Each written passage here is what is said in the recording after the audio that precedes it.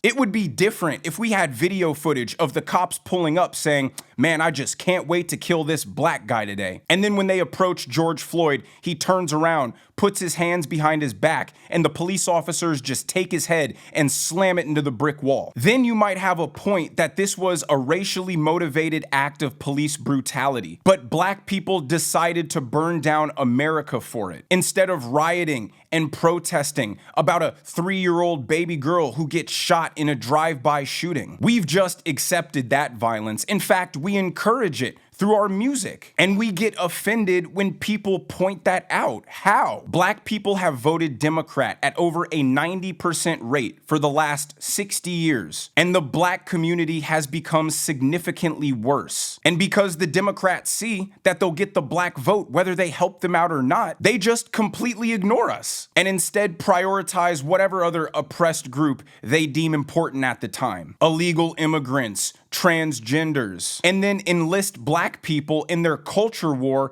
by saying, well, we're all united against the bad, evil, racist white man. Democrats want to strip black people of their agency to convince them that they can't change their own lives for the better. The government has to solve their problems for them. Charlie Kirk told black people they have the power to change their own circumstances for the better. All they have to do is work hard, make good decisions, and shed this victim mentality that's holding them back. Charlie Kirk empowered black people through accountability, through personal responsibility. But when you're a victim, you thrive on the excuse that the systemic headwinds against you are so strong, there's no chance you can succeed because of this racist boogeyman. And that's what the Democrats want black people to believe. They want them to be mentally enslaved. Charlie talked about the acceptance and the adoption of gang culture being one of the primary things holding black people back. And I guess because it came out of a white man's mouth, we just all got so offended and pretended like it doesn't exist. We're just gonna deny that mainstream black music promotes violence and criminality. We're just gonna pretend like we don't have an entire term called YNs because we're all keenly aware that there are 13, 14, 15-year-olds running around with no regard for human life with switches. We call them crash outs. But when Charlie Kirk says something about it, then it's a problem. Then it's racist. Yes, other races have crime. Yes, other races have bad teenagers. But let's not pretend like the YN epidemic isn't specifically a black cultural problem. And now if you've made it this far, you might be saying, okay, I hear you, but why doesn't Charlie Kirk ever criticize the problems in the white community? Well, he does. Those clips just never made it onto your feed because the algorithm doesn't push them, because it doesn't perpetuate the racial divisiveness that it's supposed to cause. Charlie Kirk talked about the mass shooting problem in the white community. He thought it was a result of a mental health crisis. And you know what his solution was for that? People should find God.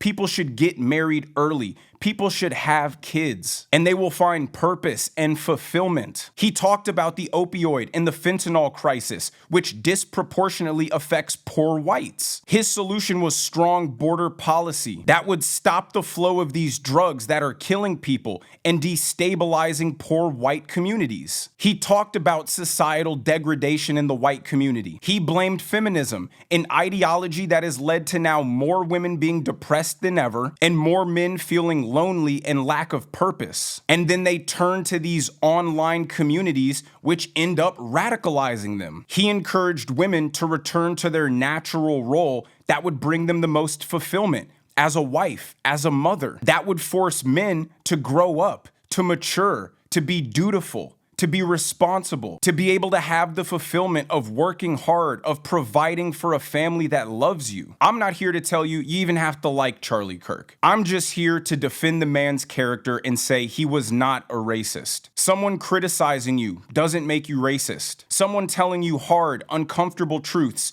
doesn't make them a racist. Someone pushing you to be better doesn't make them a racist. If you want to disregard what I say, fine. If you want to disregard the tens of thousands of testimonials from other black people who supported him, who loved him, fine. But just because what he said might have offended you doesn't make you right. I only wanted to give you this perspective because I want people to realize that Charlie advocated for American excellence, no matter what race you were. Charlie told black people they weren't victims. They weren't second-class citizens. They weren't lesser than him. There was nothing in this world a black person couldn't achieve if they set their minds to it. And maybe, just maybe, it's the Democrats, the party that proclaims white privilege exists and black people are less than whites. The party that believes black people can't achieve on their own merit and need a lower set of standards because they aren't competent enough. Who believe criminality and degeneracy are just natural parts of black culture and therefore can't be critiqued, are actually the racist ones that you should be mad at. But let me know what you guys think down in the comment section below.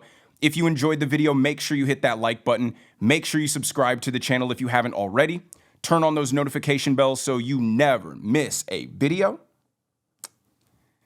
And I will see you guys in the next one.